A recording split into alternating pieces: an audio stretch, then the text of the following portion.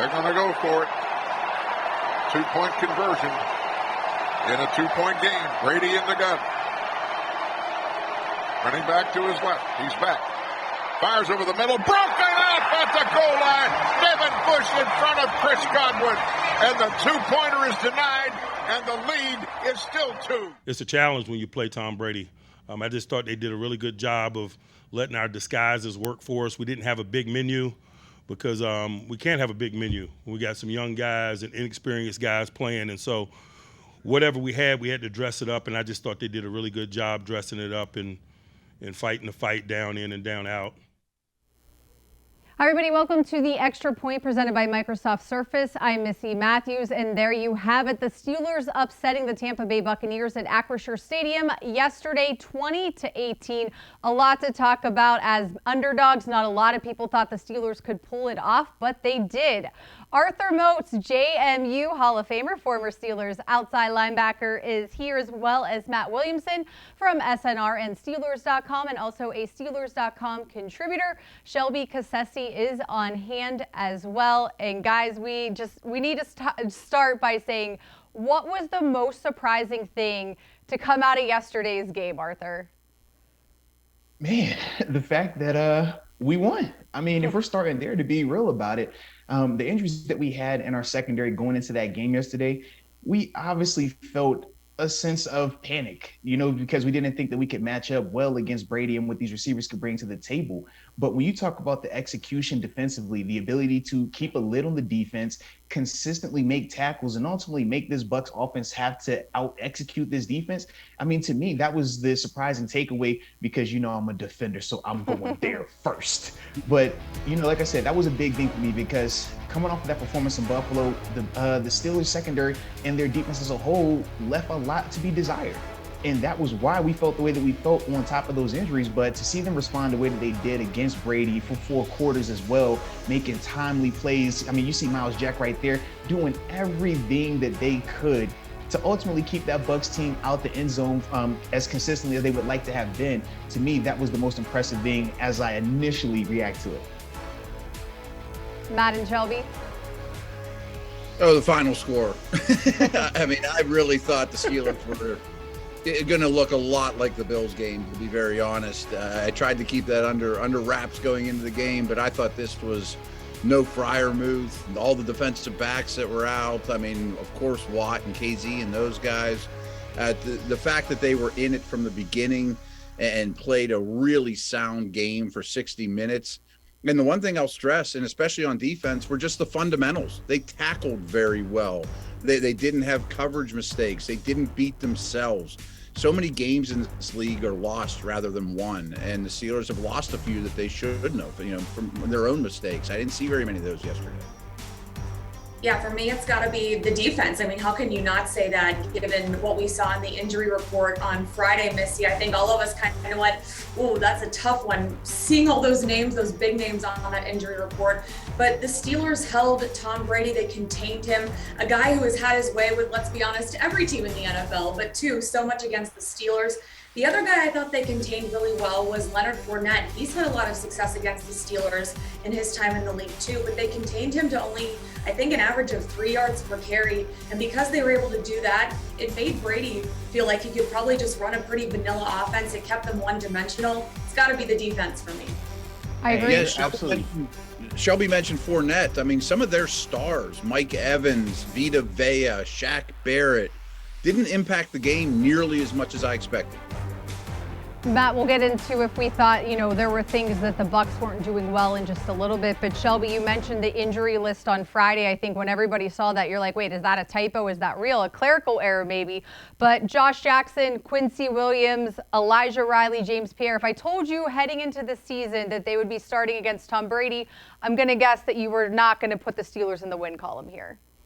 And that's pretty much, I think, what everyone thought Friday and Saturday. But these guys stepped up. Mike Tomlin talks so much about next man up. One man's misfortune is another man's opportunity. And I think this secondary absolutely did that. Credit to Mike Tomlin for getting these guys ready, getting these guys in the right mindset, and for the defensive minds on this team to draw something up. They kept it simple, but the front seven also played such a huge role in this game. They played well enough. They disguised so much. of their scheme that it allowed the secondary to be vanilla in their defense. And they were able to keep this offense so contained, which, as you said, given the injury report, didn't think that was going to happen too much.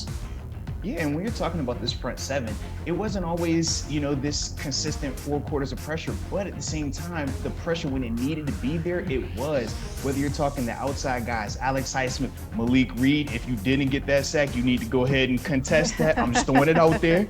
All right. Don't tell Cam. You talk about those two guys, but then also the interior portion of this D-line, Cam Hayward and Larry Ogunjobi, both of those dudes jumped off the screen multiple times, just causing that pressure and making Brady not feel as comfortable as he would like to have been. When you're able to get that type of stuff, you can play a little bit more of that vanilla coverage that they talked about. And I would also say this, when you're playing that vanilla coverage, the tackling has to be there.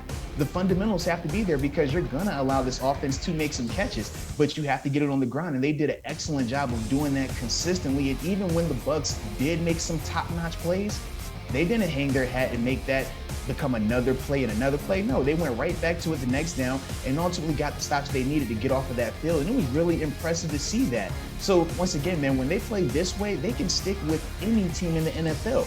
But the consistency has been the big question mark. But yesterday, they were able to be a lot more consistent. And that's why we're all here feeling it the way that we do right now. Matt, if you were watching the game live on TV or if you hopped on Twitter at some point today, you saw the clip of Tom Brady discussing things maybe a little aggressively with his offensive linemen during the game. Where do you think the frustration was coming on his part, and was the O-line responsible for some of what was happening? Yeah, there are some frustrating things to look at through Tampa's eyes, in that they've really been shuffling their offensive line and wide receiver positions throughout the year. They haven't had a lot of continuity there, and we know Brady thrives on continuity, trust, do your job. It goes back to Belichick. And who am I to question Tom Brady? But I'm not sure going to Robert Kraft's wedding the night before the game and taking time off from training camp and talking so much about non-football issues is conducive to being a quarterback that can elevate everyone around them as well. At the very least, Matt, I took that as well as it's just bad optics. At the very least, it could be hurting, you schematically, preparation-wise, but you're also, as the quarterback of this team, as Tom Brady, you're still vying for the trust in your teammates. And it's clear that, with the way he's been reacting to this offensive line, he's not trusting them very much. And maybe it seems like a little bit of vice versa, that there could be some tension there. But the two ways that I feel like you can beat Tom Brady in these last, 20 plus years he's been in the league, get pressure on him and frustrate him. And like Arthur said, the pressure wasn't necessarily super traditional, only 2 sacks, but they pressured him when it mattered. They very clearly frustrated him as well. Moats, 100%. We've been talking so much after the first game against Joe Burrow, getting to the quarterback, something we haven't seen this defense do. Was this so specific to Brady that this can't carry on to the rest of the season, or is there things this defense can take away to create more pressure moving forward, not knowing when TJ Watt's coming back? No, this is definitely something that they can carry on going forward. When you're thinking about the way that some of these quarterbacks have hurt us this season, we got pressure on Zach Wilson. It was Zach Wilson's ability to extend plays and elude the rush. We talked about Alex Highsmith specifically in that game and how he was winning a lot, but not able to finish those rushes. Now, when we're talking about that Bills game, that was a little bit different because it did feel as if there wasn't any consistent pressure going on in that game. But the way that they were winning this week, whether it was some of the blitzing, but more importantly with the guys up front, when we talk about Larry Ogunjobi, Alex Highsmith, Cam Hayward and company, when they were winning the way that they won yesterday, you can do that going forward. The big thing is just when you're facing some of the more mobile quarterbacks, when they try to become elusive, you have to find ways to get them on the ground, because if you don't, now you're asking these corners to cover for 5, 6, 7 seconds. And when you have your starters out there, yeah, that's not too big of an ask. But when you're talking about the group that we just listed off, you don't want them being out there having to cover for that long. So I do feel like this rush can keep this up, but they're going to have to just understand the difference when they're facing a quarterback like you could face in Tua this week, where he's going to be a little bit more athletic, more mobile, in contrast to a Tom Brady who's really just going to stand back there and let that pressure kind of get to him. Well, we will certainly be watching the injury report throughout the week. Coach Tomlin speaks tomorrow, as you know. But as we continue to give some applause to Steelers defense, I asked fans on Twitter if they had a game ball. Who were they giving it out to after the performance? Best responses. Let's feature some of them today. And then, guys, I want to get your take. There were a lot of tweets about Devin Bush. Of course, that 2-point conversion just stopping it. Let's go. I mean, that was huge. That game could have went very differently. And Larry Ogunjobi, we just talked about how great he was doing in the interior of that D line and creating pressure, just playing his butt off yesterday. Terrell Edmonds, I like that one since they used the GIF with it. Not having Mika Fitzpatrick, having to do things different. And Alex Highsmith, Moats, might be one of the guys that you didn't think about as much because there was so much newness that was there as well. So thanks to everybody who helped respond and let us know. But guys, it's time now for your game ball. Who wants to go first, and who are you giving it to on the defense? Man, this is an easy one for me. I'm going with my namesake, Arthur Maulet. Man, this dude continues to play with big-time energy. The productivity is always there. But more importantly, when you talk about this secondary in the cornerback room, he was the only guy that carried over from the original starting unit in terms of being one of those top 4 corners. So you could see him being out there and taking his play to the next level. But I also enjoyed the fact that this came on the heels of him addressing the team in the locker room in Buffalo. That was the talk. Hey, man, Arthur Maulet was fired up. What was going on? Hey, has Coach Tomlin lost his locker room? But to see Arthur address the team the way that he did last week and then come back this week and follow it up with another top-notch performance, to me, it's him, man, because what he's doing both on and off the field. Yeah, Maulet's a good one, and more was asked of him in this game than usual, and he stepped up. Missi, I think on Thursday you asked me, what do the Steelers need to do defensively to really be in this game? And my immediate response was Cam Hayward has to be the best player on the field. Yeah. And he was. He was the best player on the field. But he's got a lot of game balls. I'm going to give it to his partner in crime, Larry Ogunjobi. I mean, he was the second best player on the field. For me, it's going to be Devin Bush, and I know that might sound like the easy answer given that he made the big defensive play of the game, but it's not been an easy road for him these last couple of years, and to see him make a play like that, it wasn't just right place, right time. It was smart. It was reading Tom Brady. It was knowing where he was going to go, and then making a play that was a great play to break up the pass, but also, too, to do it in a way that you avoid the penalties. He avoided any contact prior to. And he's also looking a lot more comfortable being physical. He's also looking a lot more comfortable on run defense. So I was really glad to see Devin Bush coming into his own a little bit here, making the big play of the game where people are going to remember his name afterwards. And I want to make mention too, it really could be anyone. You hear 3 different answers here. You saw a ton of different answers on Twitter. That's because this defense played collectively as a whole, and they need guys individually to step up like this every week to be successful. And may I add, the Steelers defensive coaching staff putting together this plan. Everybody talked in the locker room after the game, just how intense practice was, how much they kept running things back, making sure guys were comfortable because there were so many guys that have never played together. So I think, maybe keeping things vanilla, like you said, Arthur, but it worked and they all bought in. And after the loss in Buffalo, as you said, Arthur Maulet talked, and maybe some people in the media didn't like it, but it got through and Coach Tomlin seemed to be fine with that as well. So we have a lot more to talk about, though, which is extra exciting today here on the Extra Point presented by Microsoft Surface. When we return, we need to talk about the quarterbacks. Kenny Pickett getting his first start at home, and also Mitch Trubisky coming in and sealing the deal. We'll be right back. Trubisky in the gun. Najee stands to his left, wide side to his right, double slot that way. Long count, gets the snap. He's back. Fires for the end zone. Touchdown, Claypool! Wow! Oh, a little stop route into some zone coverage. What a great job.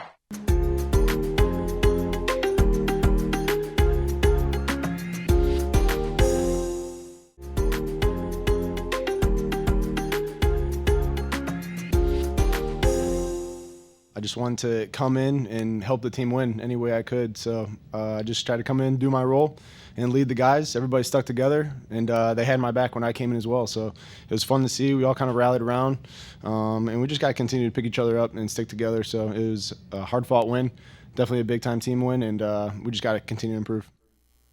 And it also helped the Steelers break a 4-game losing streak. Welcome back to the Extra Point presented by Microsoft Surface. Guys, we have to talk about the Steelers offense, able to get points on the board, finishing drives, third down, an issue that we did not see yesterday, and scoring to start the game on the opening drive. What did you take away, Arthur, in terms of what this group was able to accomplish yesterday? Yeah, I thought that when you're talking about the first quarter, I thought that the scripted plays, the first 15 were really good in terms of the design by Matt Canada, but more importantly, the execution was there. When you're talking about Kenny Pickett, I thought that he was making good reads and making good throws, and the receivers were doing their job as well, coming down with nice catches, whether you're talking George Pickens, Chase Claypool, and Deontay Johnson early in the game. And we saw how they were able to maneuver down the field, doing different things to substitute the run, because it obviously wasn't as clean as we would have liked it to be, but they did enough to stay on track and then ultimately getting the first touchdown on an opening possession drive since I think last year, week 10. Yep. So that was a positive. But then we know in that second and third quarter, we had some adversity. Offense wasn't as smooth as we would have liked in the second quarter, and then we have the injury in the third, and we have to make a switch. But when that fourth quarter hit, to see Matt Canada and this offense under Mitch Trubisky get back into a rhythm, get back to stretching the field, you look at what Mitch did on some of those third down throws late in the game, 3rd and 15, 3rd and 14, 3rd and 11. Those aren't easy things to pick up, but those calls weren't easy to be made either. And it was just good to see both elements in terms of the on-field execution and the play calling actually being in sync for a change, and ultimately leading us to a really impressive 2-sequence drive back-to-back from Mitch, where he's able to get the touchdown to Claypool and then close it out with that 4-minute drive. That's the way that we want this offense to look going forward. But those are some of the things that we've been missing in terms of consistently having everybody on the same page and everybody being productive at the same time. So, Shelby, do you think this is what they wanted the offense to look like from the very get-go? As Arthur said, the skills players especially stepping up yesterday. It may not be exactly what they're looking for. I think there's still plenty of room to improve. But in terms of being aggressive, in terms of the big playmakers stepping up, in terms of getting things done in key moments and conversion downs, yeah, absolutely. I mean, being aggressive is what you need to be on offense in this league in 2022, because the opposing quarterback's going to come right in and be aggressive right back. So you need to continue to push the envelope no matter how big or how small your lead is. And that's what the Steelers did yesterday, especially in that fourth quarter. I give them a lot of credit for continuing to maintain that momentum when Mitch Trubisky did come in. And I appreciated so much Chase Claypool for the way he played yesterday. That's what you need. You need these guys to step up in those moments. And that's exactly what Chase Claypool did for them. The return of 100%. Mapletron. The return of Mapletron. Yes. Go ahead, Arthur. I was about to say, yeah, Chase was very impressive for multiple reasons. Number one, we talk about his consistency catching the ball. We knew he came under fire a lot for that.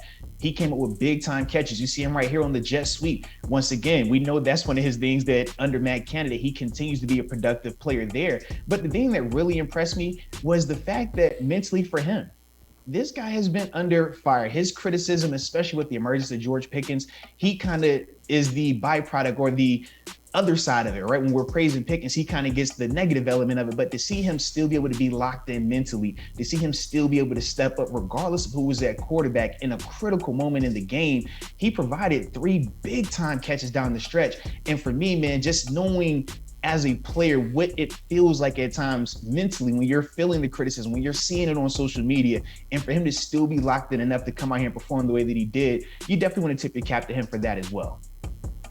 And along those lines with Claypool, I mean, you look at this Bucs defense, their pair of linebackers, their safeties, Winfield.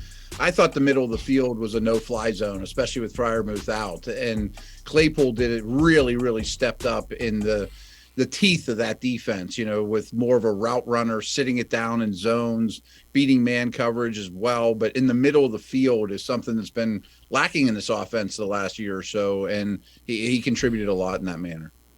And we have to give special teams a shout out, guys. Complementary football, as Coach Tomlin likes to call it, all 3 phases working together. Shelby, we saw Steve Sims, I think solidify his role as a returner and just how that also helped the offense, not to mention a 55-yard field goal by Chris Boswell. Well, you love to forget about special teams until they either do something really bad or do something really good. Unfortunately, it was the latter yesterday, right? these are the types of things that win football games, and Steven Sims is an example of someone who's really taking their opportunity and quite literally running with it. And you can appreciate what he's done. You can obviously always appreciate what Chris Boswell has done. You got to play well in all three phases of the game, and special teams really stepped up yesterday to help the Steelers get the win. Yeah, and even more so when you're talking about the way that this team is constructed, and we're still trying to figure out identity, right? And we talked about that, Shelby, in the sense of this offense can still be better. They can still be more consistent. But when you're asking yourself, how do you win in games like this where on paper it seems to be a mismatch, special teams matters. You have to get you a big play, or in this case, 2 big field flipping returns. You have to hit a 55-yarder or be clean on all your field goals. And those are some of the things that kept us in this game, because as we look at the scoreboard, every field goal mattered. This return to start the third quarter mattered. That was a big thing when you think about the timing and how everything was playing in terms of the flow and momentum. So when you really talk about all three phases, this was one of those ones where it really was a legit 3-phase total team victory. And when you talk about roster construction, people don't look this deep, but most teams have 2 or 3 core special teamers. The Steelers have 6 or 7, Benny Snell, Killebrew, guys like that. Allen, get absolutely. A lot of, yeah. I mean, they have guys that are out there on every phase, more so than most teams. And that goes back to the front office, coaching staff, and just the way they built the team. All right, guys. Well, happy Victory Monday. Thanks so much for joining me, and thanks to everybody for watching at home. This is the Extra Point presented by Microsoft Surface. Have a great day. We'll see everybody here next week.